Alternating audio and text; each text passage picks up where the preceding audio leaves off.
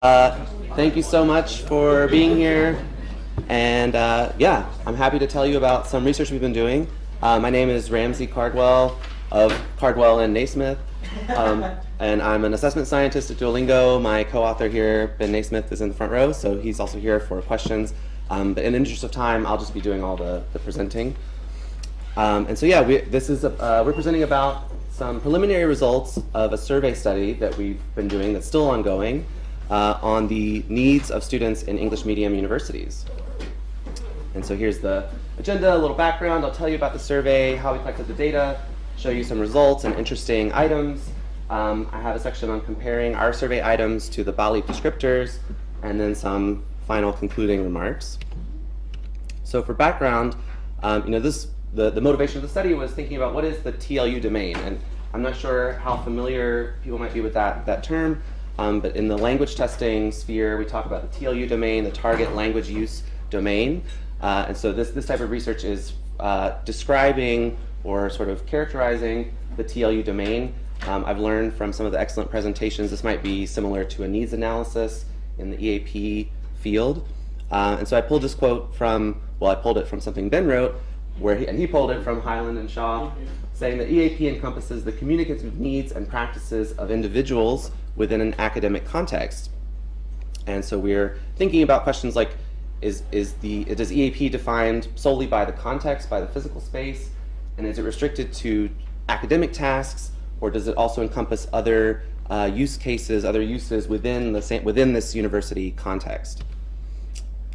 And so there has been, of course, previous research on university language skills that students need. Our study was motivated by the first one, Rosenfeld et al. So this was also a survey study of US-based students and teaching staff, about 300 and some each. And in their survey, they had 42 task statements pulled from TOEFL frameworks. So they were developed by the TOEFL Board of Examiners. And just some of our observations, this was research done 20-some years ago. So there was no mention of digital technology, there was no Zoom back then. They didn't really have any tasks that explicitly were about interaction. It was all about students can read a text, students can write a text. There was nothing about really interaction. And then there was no extracurricular tasks, so nothing about daily life, about talking outside of class. It was all very classroom-centric. And so those are some things that we wanted to sort of bring into our research to expand upon this previous research. And we took some inspiration from the BALEAP Can-Do framework, which I believe was from 2013, but someone can correct me if that's wrong, which, to my understanding, is based on interviews with lecturers who teach international students, and is about competencies needed for master's students in the UK. I saw a citation that attributed it to specifically master's students, but again, somebody who knows better can correct me. And so some more recent developments and topics for consideration are technology-mediated learning environments, which Ben has a presentation on in a few hours. And so this is some research, Kyle et al. 2021, looking at the differences in linguistic characteristics of spoken and written language in technology-mediated environments, so in course management systems and in Zoom type settings. So there is evidence that the technology-mediated aspect changes the characteristics of the language that's being used. Some other things that we're thinking about, other considerations are, what do students feel is important versus what faculty, which I'm using in the American sense of academic staff, feel is important. The relevance of the level, so undergraduate level, postgraduate level, and also the field of study, the disciplines. And also just adding in here that part of the reason that we're here is to learn more about the nuances and the definition of this more modern EAP construct. Okay, so onto the survey. So this is a screenshot from the survey to give you a sense of what it was like. And so there are 60 questions divided into reading, writing, speaking, listening, language and technology, and then there's a demographics section. And so each of the language-related sections started with a little blurb explaining, sort of framing for the students and the staff, what we're asking them about, what we want them to think about when responding to these questions. And this is an example of a question. So it is important that my students can locate and understand information in a text by skimming and scanning. And so this is the faculty version, it's about the students, but the student version is the same, except it says it's important that I can do this thing. And all of the questions have this response scale from strongly agree to strongly disagree. And an important thing to keep in mind for the results that I'll show later, we labeled this as a 6, so 6, 5, 4, 3, 2, 1. So the higher the number, the stronger the agreement with the statement when I show the results a little bit later. And the timing of the survey, it was able to be done in about 15 to 20 minutes. So that, yeah, the timing was an important consideration. I know that the EAP construct can't be fully defined in 60 tasks. We started with a whole lot more, which I'll talk about on the next slide. We had to get it down for time purposes. So just to give you a little insight into how we developed the survey, it was developed collaboratively by 3 researchers at Duolingo. And kind of our positionality statement here is between the 3 of us, we had backgrounds in computational and applied linguistics and educational measurement. We all had experience teaching or TAing at the university level, and we all had experience studying in non-English immersion contexts. And I guess another crucial point of information here, we were all L1 English speakers. So this third bullet point is to say we had personal experience of studying in our non-native language, and so some insight into what it's like to be a student who's not an L1 English speaker. So our development process was we started with the Rosenfeld et al. Tasks and added tasks based on CFR activities from the CFR manuals, from the BALEAP framework, and from our own personal experiences as teachers and students. And the resulting survey that we got from that took some people about 2 hours to pilot. So we thought that was a bit too long. And so we went through an iterative process of combining similar tasks and also kind of a voting process of which ones we think were most crucial to include. And so the resulting 60 tasks we thought were a not comprehensive overview of EAP, but representative tasks across different skill domains that we could investigate. And so the data collection, so far we've administered it at 4 universities. Actually, it's up to 5 within the last week. We just administered it at a new university. 1 in the UK so far, but we'd love to administer it more if anybody has the authority to administer surveys. And 4 in the US. For total sample size of about 400, a little over 400. I think now it's up to 500 with the more recent data collection. Today I'm presenting results only for master's students because that's the largest sort of slice of the data that we have, and also staff who reported that they teach at the master's level. And then also just to note, most of the demographic questions were optional, so some of the demographic questions I'll show, the totals might not add up to the full sample.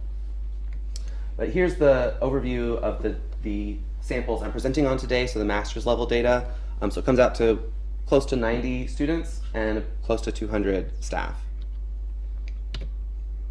So to give you an idea of the student participant demographics, we have the areas of study, age, gender, and their spoken L1.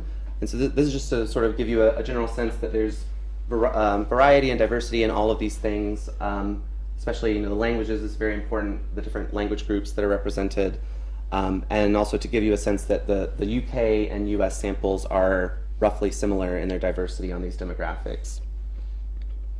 Oh, and I'll also point out, you might notice there's English in the list. We were targeting L2 students, but there were still some students who, even though maybe they're from a different part of the world, they reported that English was their dominant language, so they're included in the analyses. And then for the staff, again, gender, age, teaching experience, and the staff spoken L1. So again, there's diversity on all the demographics and roughly comparable in proportions between the UK and US. Some things I'll point out were, again, on the spoken L1s. So on the students, I'll just go back real quick. There were so many languages, they wouldn't fit on the slide, so we grouped them into higher level language groups. On the staff side, though, we're showing individual languages because there was much less linguistic diversity in the L1 of the staff. So that's something I thought was interesting and keep in mind is that the staff's perspective is much more obviously English L1. Okay, some results finally. So this is a type of graph that you'll see a few times throughout the presentation. So just to orient you, On the x-axis here, these are all of the survey items.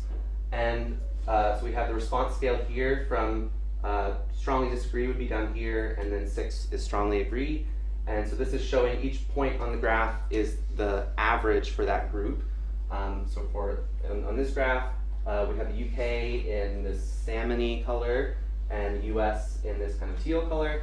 And so this is just to give you a very broad overall sense of the sort of contours of the responses. And by comparing UK and US, I think you can kind of see that the sort of general trends are the same. Some certain items that were rated rather low in both samples. So this is just to show that there, on a cursory inspection, there weren't dramatic differences between the UK and the US samples.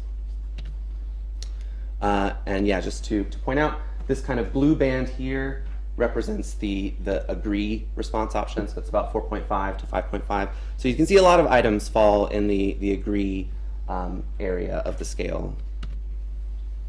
So now onto some individual items. So these were the highest rated items by UK-based students. So just to give you an idea of what they thought was most important. So things like understanding instructors' spoken directions, using references appropriately, finishing writing assignments on time, understanding the difference between suggestions, advice, directives, and warnings, and reading digital reading assignments. So in the technology and language section, we had kind of paired items where it's like, I need to read digital assignments, I need to read paper-based assignments to sort of see how big is the discrepancy between digital and paper. So yeah, reading digital is a highly rated thing. People are reading digital things. Maybe that kind of is confirming what we suspected already, but. And so this is comparing, so the previous graph like this was comparing lumping students and staff together. This is showing just the students. So again, the contour is similar across the US and UK. But I wanted to highlight the items that were most discrepant, the most different items between the UK and the US. And so these are the items. And you can see on all of these items, it's the US sample that's rated these more highly than the UK sample. Maybe the students studying the US have been influenced by kind of American optimism or hyperbole.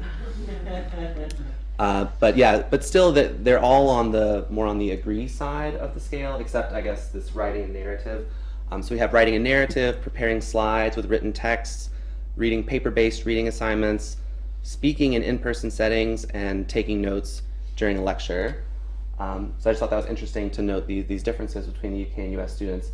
Granted, the UK sample is from one institution, so it'd be nice to have a few other institutions, another plug for data collection, so that it might be more generalizable to the entire UK context.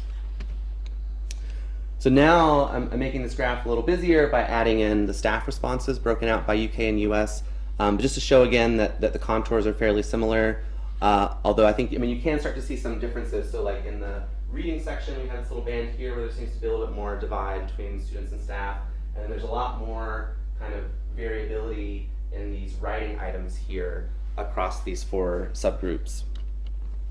Okay, I think we're progressively getting more interesting. So things that are discrepant between students and staff, so this is where the student perspective and the staff perspective are not quite lining up.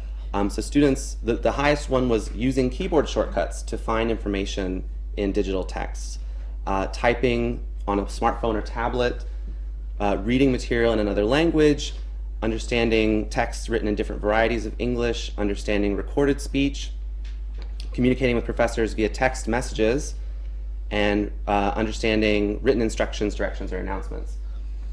And so you also kind of notice for the students, these are mostly on the agree side of the scale, and for the staff, they're kind of more on the disagree side of the scale. So staff, on average, didn't think that these were that important for the students. So I wanted to pull out a couple of these items just to highlight how these responses can depend on demographic characteristics of the students and staff. So this one, I frequently need to read extra material in another language to help me understand course topics. This was like my pet item. I fought for its inclusion in the survey. And so I was disappointed to see it was rated very lowly. That one big dip, that was this item. I was like, no. But if you break it down by language group, you see something very interesting. And so I purposely didn't show the graphic yet to give you a chance to think which language groups might rate this high, which language groups might rate this very low. And so these are the results. And so you can see, not surprisingly, the students that said English is their dominant language clearly don't say they don't need to read in another language to understand. But on the other side of the scale, you have Sinitic, so Cantonese and Mandarin speaking, and Dravidians, these are South Asian languages, saying they're more on the agree side of the scale, that they do read in non-English languages to supplement their understanding of course topics. And also, I know there's tons of information on these slides, so at the end I have my email address. Feel free to email me and I'll share the slides with you. And then one on the staff side, so this was another one that was rated rather low. My students frequently need to communicate with professors via text messages, instant messaging, and social media, so that the students rated that higher than the staff did. So I thought, what might mediate that on the staff side? I thought maybe age could have something to do with it, familiarity with technology or something like that. So I'll give you a second to think how might age correspond with people's responses to this item. And it was slightly counterintuitive to me that it actually increased with age. So it's the older professors that are more strongly endorsing that they think students need to text them. Yeah, so it's some reactions in the audience. I'm curious about it. Did it include stuff like the kind of Google, like Gmail chat and stuff? Or was it more actual text and WhatsApp? I know, yeah, that's something that we'd have to investigate more. But yeah, so I had just written it as text messages, instant messaging, social media. But yeah, but I mean, I've had a couple of professors that said, feel free to DM me on Twitter, feel free to text me. So it might be, another thing about that I thought about is that the age is probably correlated with teaching experience. And so it could be the more experienced teachers are embracing more sort of non-traditional ways of communicating with students. That's something that we'll have to look into. How am I doing on time? 5 minutes left? Okay. I haven't been looking in this direction, so I want to make sure I didn't miss the timers. So yeah, now comparing to the BALEAP descriptors, so I just thought this was interesting. And so this was my personal opinions. I went through all of our survey items and then all of the BALEAP descriptors and tried to see which ones I thought matched more or less. And so by my own judgment, I matched 64 descriptors with 27 items. So some of the descriptors were duplicated across sections, so I treated them as separate descriptors. And some of them, it's like maybe the survey item was a little bit more general, and so I could group a couple different descriptors. But yeah, so the themes on which the survey and the BALEAP descriptors matched were things like reading comprehension, selecting sources, writing clearly and concisely, language knowledge and accuracy, spoken interaction, and note-taking. So I think those are kind of like, I might say those are core EAP things that are, there's a general consensus that belongs in EAP. The survey items that didn't match with BALEAP descriptors were on themes such as technology, so that technologically mediated language use, extracurricular reading, so that was things like reading outside of the classroom, announcements, schedules, informational signs, written communication, so again the texting, professors, and also plurilingualism, that reading in other languages or translanguaging. I think there might have been I think there's a BALEAP descriptor on varieties, like dialects of English perhaps. And then on the flip side, the BALEAP descriptors that I thought didn't correspond to our survey items were things like critical thinking, which, not saying that's not important, but we didn't include that in the survey. Synthesizing information. There were quite a few descriptors about the different components of written products, like literature review and methods and things like that. So that was maybe just a little more granular than we could do in the survey. And also how to format, so knowledge of formatting of written products. There's a lot of descriptors on that. Engaging in discussion and debate. And then some items that were about, or some descriptors that were about the British context specifically. And since we were not administering just in the British context, we didn't ask about specifically British things. So I thought that some of those were quite understandable, I thought. So again, one of those line graphs, but I've divided it up by, on the left here we have survey items that did not map to the BALEAP descriptors and survey items that did map to the BALEAP descriptors. And so I think it's quite, maybe it's not that surprising that the ones that did match were very highly rated generally. So like I said, those were kind of the core EAP things that there's a consensus on. So that's encouraging to see that they're highly rated. Students and staff still think those are important, except for there's one little dip in the staff And then on the non-matching items, there's a lot more variability, but I'll just highlight a few of those items that were very highly rated, and these are things to think about, potential expansion of the EAP construct. So things like understanding spoken directions from instructors regarding assignments, typing paragraph length text. I think in the BALEAP descriptors, I don't remember seeing anything about typing. So that's something to think about is we talk about pronunciation in speaking, but what is sort of the corresponding characteristic of writing? Like, how do you actually get the writing on the paper? So typing, interpreting charts, graphs, and tables. So those have a language element and are, of course, very prevalent in academics. Let's see what else. Differentiating suggestions, advice, more pragmatic understanding. Oh, I have to stop. Okay, very soon. Okay, yeah, text on lecture slides and reading for everyday purposes. So conclusion, generally similar trends across the countries and across status. Some interesting differences that I highlighted, such as using keyboard shortcuts, reading in another language, and then some items that differ by demographic variables, so by language group or by age and teaching experience. That might be my key takeaway that I should have bolded, is that you can ask students, you can ask staff, but it's worth thinking about which staff are you asking, which students are you asking, and having diversity in the samples that represents the full population. About half of our survey items corresponded to BALEAP descriptors, and these were generally very highly rated, indicating that there's still important tasks in the modern university context. And just a few survey items that didn't map to BALEAP descriptors but were highly rated, so might be worth considering in if there's ever an update of the BALEAP framework. Things like typing skills, interpreting informational graphs and tables, reading I just made up this term, time-limited text, so like lecture slides that you don't have control over the timing, or subtitles on a video, and then reading for purposes outside of the classroom, so more of the kind of acculturation reading and being acclimatized to the local environment. Okay, only like 1 minute over time. So that's the end. We'll take questions, suggestions for other things to investigate, and then our emails are here if you'd like to follow up or ask for the slides.